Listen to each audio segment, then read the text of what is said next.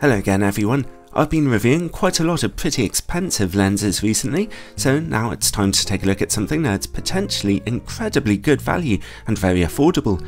The new 7artisans 35mm f/0.95. It's a fully manual lens, manual aperture and manual focus for mirrorless APS-C camera systems, so it'll be available on Sony E mount, Fuji X, Canon EOS M, Nikon Z and Micro Four Thirds cameras. I'd like to thank 7artisans for sending me a copy of this lens for testing, although as usual this is a totally independent review.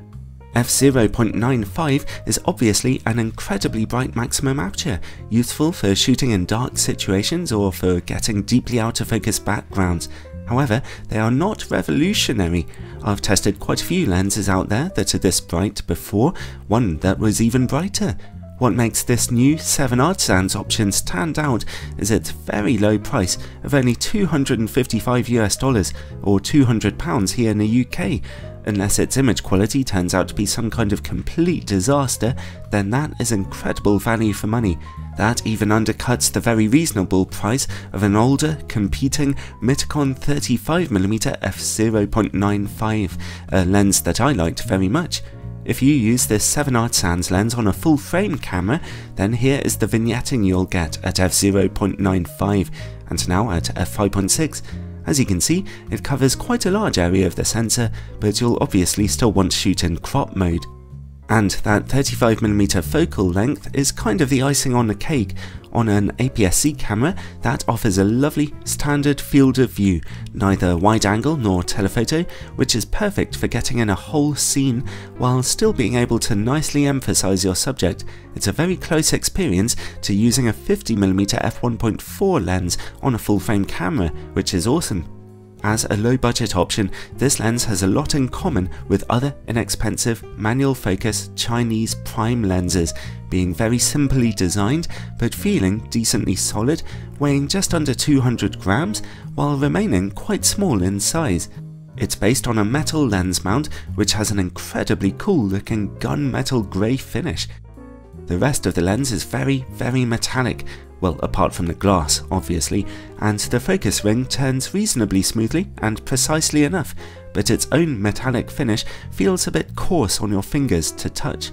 As you can see here, when you change focus, the image zooms in and out quite noticeably as the front of the lens barrel extends and contracts.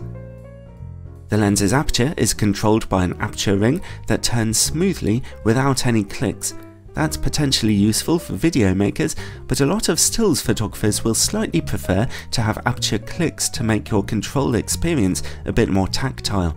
The lens comes with front and rear lens caps, but without a hood, and I can't see a bayonet mount where you could put one. Its filter thread size is 52mm. Overall, the lens's build quality is perfectly fine for its price, pretty standard for a low budget, manual focused Chinese option. I particularly like that gunmetal grey lens mount, which looks really cool.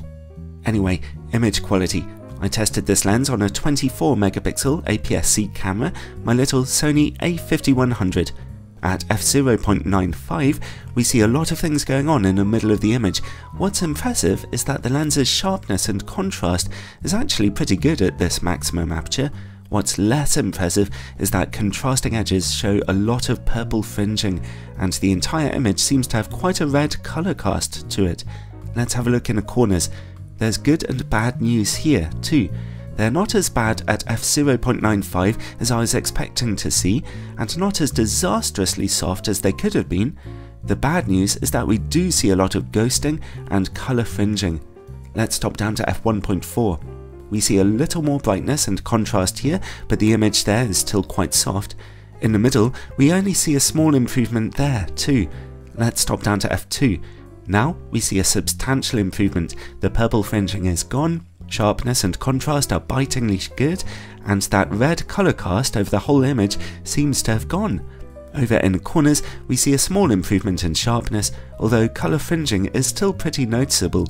Stop down to f2.8 for some very good sharpness in the corners, although that sharpness doesn't fall consistently across the whole image frame yet.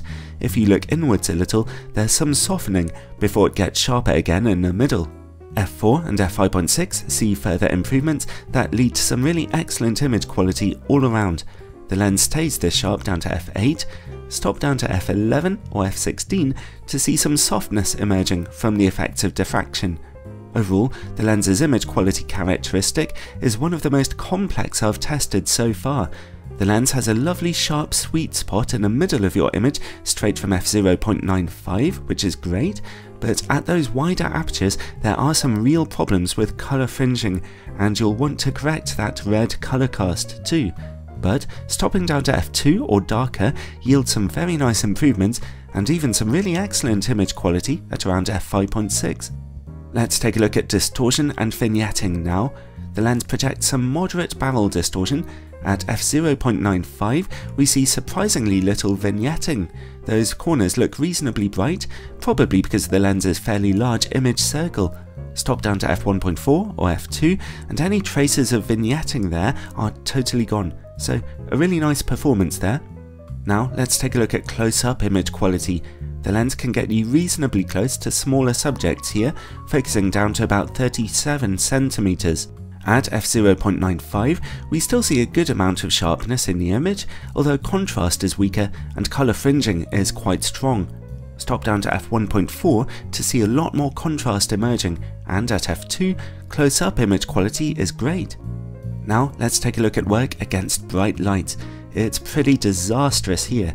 We see tons of flaring of all different patterns and colours, some even with a rainbow outline. It might be worth trying to find a screw-in hood for this lens if you can. Now let's take a look at the quality of this lens's bokeh, something very important for an f0.95 lens. I was really impressed with the softness of this lens's bokeh actually. Your autofocus backgrounds mostly look lovely.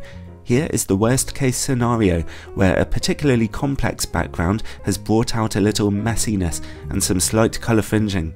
But on the whole, the lens's narrow depth of field images look pretty lovely. And finally, related to bokeh is longitudinal chromatic aberration. At f0.95 we see some quite strong colour fringing on bokeh highlights when shooting close up, as you can see here. At f1.4 it's about the same, but at f2 those tray colours begin to dissipate, and at f2.8 they're virtually gone. Well, overall I was actually quite pleased with the 7artisans 35mm f0.95, especially considering its very low price. Its main problems lie with its colour fringing, that red colour cast at wider apertures, which is admittedly easy to edit out, and that dreadful flaring against bright lights. However, the lens is capable of impressive sharpness, even offering usable resolution in the middle at f0.95, and combined with its low vignetting and smooth bokeh, the lens does have some real potential. Remember, you'll need to practice your manual focusing skills with it. You can forget about shooting moving subjects at f0.95, but if used correctly with a little bit of care, this manual focus lens could get you some pretty stunning images for a very low price, and for that very low price, it does come recommended.